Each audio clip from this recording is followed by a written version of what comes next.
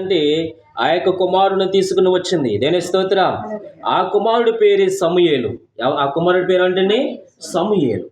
ఆ సమూయేలును ఆ యొక్క ఏలీ దగ్గరికి పెట్టి, ఇదిగో ప్రభువా, ఇదిగో దేవునికి నేను ప్రార్థన చేసినప్పుడు నాకు కుమారుడు ఇచ్చాడు, ఇదిగో ఈ పిల్లవాడిని నీకే ఇస్తున్నానంటుంది. దేని స్తోత్రం. ఆ పిల్లవాడిని ఇచ్చినప్పుడు ఆ యొక్క సమూయేలు యొక్క అన్న తన యొక్క తండ్రి ఎంత ఏడ్చుంటారో చూడండి, ఎంత రోధించుంటారో చూడండి. ఎందుకంటే లేక లేక కొన్ని సహాయక పెళ్ళైన తర్వాత కొన్ని సంవత్సరాల తర్వాత పిల్లలు లేక పిల్లల కోసం ఏడుస్తూ బాధపడుతూ దేవుడి తన సన్నిధానంలో అంగలార్చిన తర్వాత ఆమె చేసుకున్న తీర్మానము, ఎందుకంటే నాకు ఒక కుమారుని ప్రభువా, ఆ కుమారుని మళ్ళీ నీ సన్నిధానంకి ఇస్తానన్నది. దేని స్తోత్రం. కానీ ఆ బిడ్డను ఇచ్చినప్పుడు ఆ తల్లి ఎంత రోధించి ఉంటుందో ఆలోచించండి. దేని స్తోత్రం. కానీ ఆ బిడ్డను ఆ సేవకుడికి అప్పచెప్పిన తర్వాత ఏమై ఉన్నదంటే, ఏలీకి అప్పచెప్పిన తర్వాత ఆ తల్లిదండ్రులు వెళ్ళిపోయిన తర్వాత ఈ యొక్క కుమారుడు అక్కడ తన యొక్క నూతి పనులు, ఆ యొక్క ఇంటి పనులు, ఆ యొక్క అన్ని కూడా పనులు చేస్తూ ఉన్నాడు. దేని స్తోత్రం. ఇప్పుడు అతడు ఏం చేస్తున్నాడంటే ఇంటి పనులు చేస్తూ ఆ యొక్క చూసారా, ఆ యొక్క పనులన్నీ చేసుకుంటున్నాడు. తన పనులు తను చేసుకుంటున్నాడు, తన బట్టలు తను ఉతుక్కుంటున్నాడు. చిన్న పిల్లడు కదా, అలా తిరుగుతున్నప్పుడు ఏలీకి పరిచర్యము చేస్తూ ఉన్నాడు. దేని స్తోత్రం. ఏలీకి పరిచర్య చేస్తూ ఉన్నాడు. ఆ ఏలీ ఆ ముసలివాడు కనుక ఆ సేవకుడికి సాయంకాలం సమయంలో కాలు పడుతున్నాడు, కాలు నొక్కుతున్నాడు. టీ కావాలితే టీ ఇస్తున్నాడు, మంచినీళ్ళు కావాలితే మంచినీళ్ళు ఇస్తున్నాడు, ఆహారం కావాలితే ఆహారం ఇస్తూ ఉన్నాడు. పరిచర్య చేస్తూ ఉన్నప్పుడు ఏలీ కుమారులు దేవుని సన్నిధానములో వారు చేస్తున్న అక్రమములని కూడా బయటపడుతున్నాడు. దేని స్తోత్రం. తాత నీవు చేస్తున్నది, అన్న నువ్వు చేస్తున్న తప్పు అంటున్నాడు, మీరు అలా ఉండకూడదు అంటున్నాడు. ఈ మాటలు ఏలీ దగ్గర చెబుతూ ఉన్నప్పుడు ఏలీ కుమారులు సమూయేలును కొడుతూ ఉన్నారు. దేని స్తోత్రం. ఎవరు కొడుతున్నారండి? సమూయేలును కొడుతూ ఉన్నారు. కొడుతూ ఉన్నప్పుడు మరి అలాగే గడిచిపోతుంది. వాళ్ళు తప్పు చేసిన ప్రతి తప్పును కూడా బయట పెడుతున్నాడు సమూయేలు. దేని స్తోత్రం. ఈ చిన్నపిల్లడు కదా, ఫస్ట్ కూడా బాగానే చూశారు వాళ్ళు, చిన్నపిల్లడు కాబట్టి చాలా బాగా చూశారు. కానీ వారు తప్పులు బయట పెడుతున్నప్పుడు ఈ సమూయేలుని ఆ యొక్క ఏలీ కుమారులు కొట్టడం ప్రారంభించారు. దేని స్తోత్రం. హల్లెలూయా. దహన బలి మాంసమును అమ్ముకుంటున్నప్పుడు ఏలీ కుమారులు తప్పు చేస్తూ ఉన్నప్పుడు ఇవన్నీ కూడా మరి తప్పుగా చెప్పుతున్నప్పుడు మరి సమూయేలును కొట్టడం ప్రారంభించారు. దేని స్తోత్రం. ఒక రోజున సమూయేలు ఏలీ అలాగే పరిచర్య చేసుకున్నాడు, కాలు నొక్కాడు. ఏలీ పడుకుని ఉన్నాడు. దేని స్తోత్రం. ఆ దేవాలయంలో ఏలీ పడుకున్నాడు. సమూయేలు బాలుడైన కుమారుడు సంటి పిల్లాడు కూడా అక్కడే సన్నిధానంలో పడుకున్నాడు. దేని స్తోత్రం. ఆ యొక్క తెర వెనకాల నుండి కొంత రాత్రి అయిన తర్వాత ఒక స్వరం వినిపిస్తూ ఉన్నది. సమూయేలు సమూయేలు అని పిలుస్తూ ఉన్నాడు. దేని స్తోత్రం. ఏమని పిలుస్తున్నాడండి? సమూయేలు అని పిలుస్తూ ఉన్నాడు.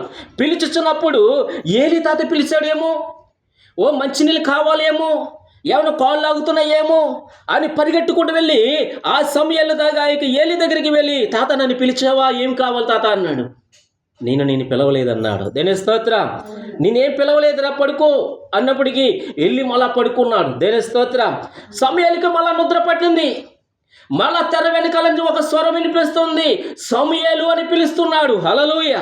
స్వరం వింటుంటే మళ్ళీ తులిపడి లేసిపోయి, ఎందుకంటే అతడు పరిచర్యకుడు, ఆ యొక్క సేవకుడికి, ఆ యొక్క ఏలీకి కాలు పెడుతూ ఉన్నవాడు, నీళ్ళు ఇస్తూ ఉన్నవాడు, ఆహారం పెడుతూ ఉన్నవాడు, పరిచర్య, ఎందుకంటే దేవుడి యొక్క పరిచర్య చేస్తున్న బాలుడు అతడు. హల్లెలూయా. కాబట్టి ఏలీను అలాగే చూస్తూ ఉన్నప్పుడు ఏలీ దగ్గరికి, తాత నన్ను పిలుస్తావా, నిన్ను పిలవలేదట ఆయన అన్నప్పటికీ ఏలీకి అర్థమైంది ఒకటి. దేని స్తోత్రం. ఎందుకంటే అప్పుడు అర్థమయ్యి, అతడు సేవకుడు కనుక అతడికి అర్థమయ్యి ఏమన్నాడంటే, ఈసారి పిలిచినప్పుడు నువ్వు నా యొద్దకు రావద్దు అన్నాడు. దేని స్తోత్రం. ఈసారి నువ్వు పిలిచినప్పుడు నా యొద్దకు రావద్దు, కానీ పిలిచిన వెంటనే ప్రభువా చిత్తము, నీ సేవకుడు ఆలకిస్తున్నాడని చెప్పు అన్నాడు. దేని స్తోత్రం, హల్లెలూయ. అలాగే పడుకున్న తర్వాత మళ్ళీ ఒక స్వరం వినిపిస్తుంది. హల్లెలూయ. స్వరం వినిపిస్తున్నప్పుడు సమూయేలుని పిలిచినప్పుడు సమూయేలు తొందరపడలేదు కానీ, అతడు పైక తుల్లిపడి లేగలేదు కానీ అతడు మోకరించి, ప్రభువా నీ యొక్క దాసుడు ఆలకిస్తున్నాడు అని చెప్పాడు. దేని స్తోత్రం. అప్పుడు సమూయేలుతో దేవుడు మాట్లాడటం ప్రారంభించాడు. హల్లెలూయ. ఎన్ని సంవత్సరాలండి? బాలుడిగా ఉన్నప్పుడు, సమూయేలు బాలుడిగా ఉన్నప్పుడే మాట్లాడటం ప్రారంభించాడు దేవుడు. దేని స్తోత్రం. మాట్లాడుతూ ఉన్నప్పుడు ఈ యొక్క సంగతి ఏలీకి అర్థమైపోయింది. ఈ కుమారుడితో దేవుడు మాట్లాడుచున్నాడని తెలిసిపోయింది. అక్కడి నుంచి ఆ యొక్క ఏలి యొక్క కుమారులు కూడా, అంతవరకు కొడుతూ ఉన్న కుమారులు, అంతవరకు సమూయేలును హింసిస్తూ కొడుతూ తన్నుతున్న వారు కూడా ఏ సమూయేలుకు భయపడ ప్రారంభించారు. దేని స్తోత్రం, హల్లెలూయ. ఎందుకు అంటే అతడు దేవుని యొక్క సేవకుడు. హల్లెలూయ. అతడు బాలుడే ఉండవచ్చు కానీ, అతడు చిన్నవాడే ఉండవచ్చు కానీ అతడు ప్రవక్త. హల్లెలూయ.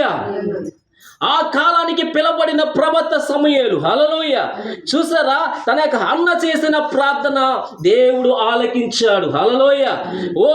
చూసారా, అన్న చేసిన ప్రార్థన ఆలకించి ఆమె యొక్క గర్భము గొడ్రాలనే నిందను దేవుడు తొలగించి దేవుడు ఒక కుమారుడును అనుగ్రహించాడు. దేని స్తోత్రం, హల్లెలూయ. ఆ కుమారుడును ఆమె పెంచి ఎవరికి ఇచ్చిందని మళ్ళా దేవుని యొక్క సేవకి ఇచ్చేసింది. దేని స్తోత్రం. ఆ కుమారుడే, ఆ ఇచ్చిన కుమారుడు ఏమైపోయినాడండి? ఇజ్రాయేల్ యొక్క జనానికి ఆయన ప్రవక్తగా వచ్చాడు. దేని స్తోత్రం, హల్లెలూయ. అబ్రహాము ఈ 75 సంవత్సరాల వయసులో అబ్రహాముతో దేవుడు మాట్లాడుచున్న తర్వాత 25 సంవత్సరాలు ఈ ప్రార్థన ద్వారా ఎదురు చూస్తూ నిరీక్షణ కలిగి దేవుని యొక్క వాగ్దానం కోసం కనిపెట్టినప్పుడు అబ్రహాము 100 సంవత్సరాలు, సారాకు 90 సంవత్సరాలు వచ్చినప్పుడు దేవుడు ఏం చేశాడండి? అబ్రహామును దేవుడు, సారను దేవుడు దర్శించి రూపురేఖలను మార్చాడు. దేని స్తోత్రం. ఆ రూపురేఖలు మార్చినప్పుడు ఆ వారు ఏమై ఉన్నారు? 100 సంవత్సరాలే ఉన్న ఆ యొక్క అబ్రహాము, 90 సంవత్సరాలుగా ఉన్న సారా యవనస్తురాలుగా మారిపోయింది. దేని స్తోత్రం. ఎలా మారిపోయిందండి? యవనస్తురాలుగా మారిపోయారు. యవనస్తులుగా మారిపోయి గొప్ప సౌందర్యము, అందగత్తికి ఆమె తన యొక్క యవన కాలంలో ఎలాగైతే అందము కలిగి ఉందో అలాంటి అందము ఆమెకి వచ్చింది. దేని స్తోత్రం. వచ్చినందుకేనే ఆ యొక్క రాజు ఆమెను కోరుకోగలిగాడు. దేని స్తోత్రం.